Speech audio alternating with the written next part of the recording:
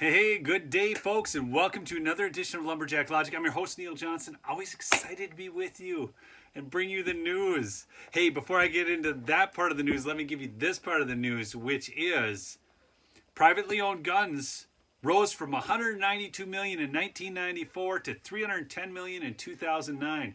Yet, during that time, the firearm-related homicide rate fell from 6.6 to 3.6 per 100,000. Of course, now that's all changing because, we got to defund the police and go soft on crime. But that's actually not the big news that I wanted to bring to you. But that was free. Free bonus news. All right. 5 charts explain why soaring factory prices in China can impact U.S. inflation. This is massive. Okay, the biggest, massive. I'll get into it. But before I do, remember, Neil Johnson Photos. I'm a photographer too. NeilJohnsonPhotos.com. Use promo code Lumberjack to save 10 to 15%. MyPillow.com will save you up to 66% with promo code Lumberjack. Everything's promo code Lumberjack. I keep it simple for you. 5 charts explain why these soaring factory prices. Now, our reliance on China, this is out of Tip Insights. They do a lot of polling and stuff, but also they do some great analysis on financial stuff. Our reliance on China may have an impact on inflation. It will, because get this, China's manufacturing experienced 13.5% inflation in October. But that's not all. Oh no, that's not all. It gets better. The economies of the United States and China are inextricably linked, okay? China's manufacturing is experiencing this record 13.5% inflation. Well, the increased costs are unlikely to be absorbed by Chinese manufacturers. They're going to be passed on to the consumers, just like when they try to always, we're going to tax the corporations. And that, they just pass that tax on through increased prices. Liberals are so dumb. Oh, gosh, God help me. Anyways, shipping costs are skyrocketing. So then you've got that compounding. The ripple effect will add to the already inflationary woes we're experiencing. So the inflation rose 13.5% in October. That's up from 10.7% in September, the fastest rise since China began providing such data in October of 1996. Factorygate prices are wholesale prices at the manufacturer's door and do not include shipping and handling costs. So 36 of 40 industrial sectors, 36 of 40, folks. What is that? 90%, including coal mining, oil, gas, reported high production costs. And then you've got the oil and gas going into everything. Everything's going up. Okay.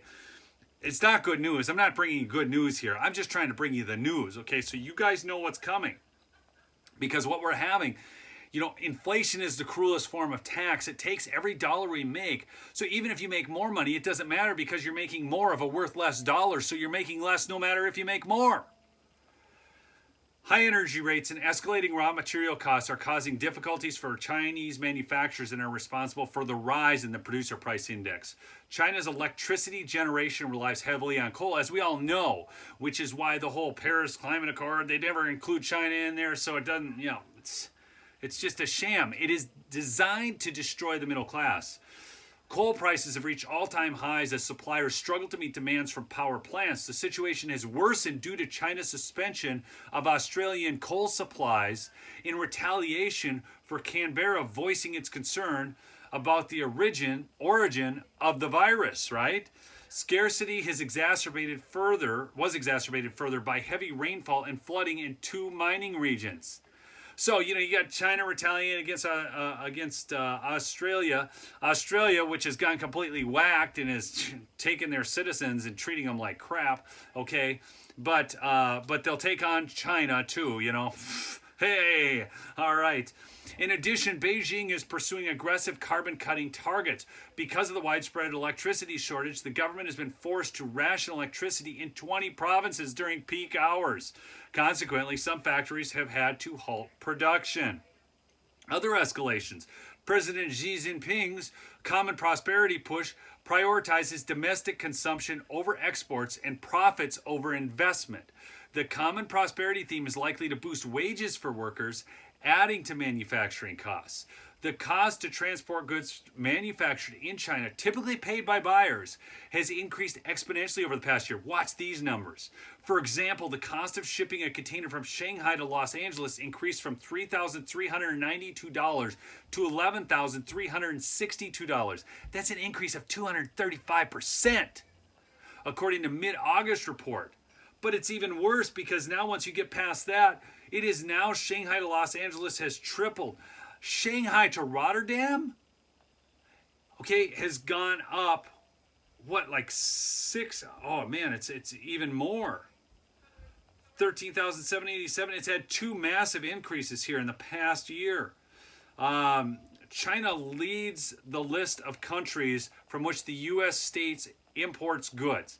Imports from China total $435 billion in 2020. Okay, so they're completely dependent upon us. Exports to China, though, from us were only billed at $125 billion. All right. So, oh shoot, doesn't this happen? Here, hold on one second. This thing popped up in my feed here. Okay. In 2021, the U.S. has imported $360 billion worth of goods so far. So, $435 billion 2020, worth $360 billion so far. That's representing 17.5% of all U.S. imports. Now, what I would be interested to know there is because as we're approaching the Christmas season, most of these imports have already probably come in. So I think China's going to be down on imports from the U.S. Or we're going to be down on imports from China. Okay. Now, get this. In here's the other thing to know. U.S. year-to-date imports by country. China leads. So they have 17.5% of our imports go to China. Mexico is second at 13.7%, followed by Canada of 12.5%. So, we're looking at over 26% going to the North American continent, just not the U.S., because obviously we wouldn't import to ourselves. Anyways, but the bottom line is China is still the biggest import, even though there's such a radical trade imbalance. The U.S. relies on China for low-tech products like textiles and apparels, as we all know, furniture, plastics, paper products, high-tech products like communication equipment, semiconductors, blah, blah, blah. But it also relies on China for what? Critical drugs and rare earth minerals, which then you go to Afghanistan and that whole fiasco, okay, which basically allied China with that government so they could get their rare earth metals, which had to be some sort of payback by China Joe. Oh gosh. Okay, so consumer spending and inflation. In line with consumer spending, housing, transportation, and healthcare, they account for 2/3 of the baskets of goods used to calculate consumer price inflation in the United States. Okay? According to some estimates, Chinese imports account for around 5% of the basket. Though it is a small amount, certain items could impact U.S. inflation due to supply chain dependencies. For example, a shortage of semiconductors has halted automobile production, resulting in a 42% increase in used car prices. Remember when cars used to be the worst investment you can make, and now you get a used car and it actually goes up in value? Oh, don't you just love it? Only if you've got a bunch of used cars to sell. Otherwise, you got to go out and buy one in this market. Okay, again, it is the cruelest tax. Many drugs manufactured in the United States use raw materials from China. Drug shortages can trigger a health crisis, a national security issue. And this is what the thing. This is why Trump was such a genius, because he saw it for what it was and the fact that it could be a national security issue. We got to be able to make our own stuff, okay? Anyways, it goes on just a little bit from there, but that's the bulk of it. But let's suppose raw material and energy prices continue to rise sharply for China's manufacturers. In that case, producer price inflation in China may become even more pronounced in the coming months. More pronounced than the largest increases of all time already. Are you getting this, folks? Okay, Joe's policies suck. He has caused the increase in our gas prices.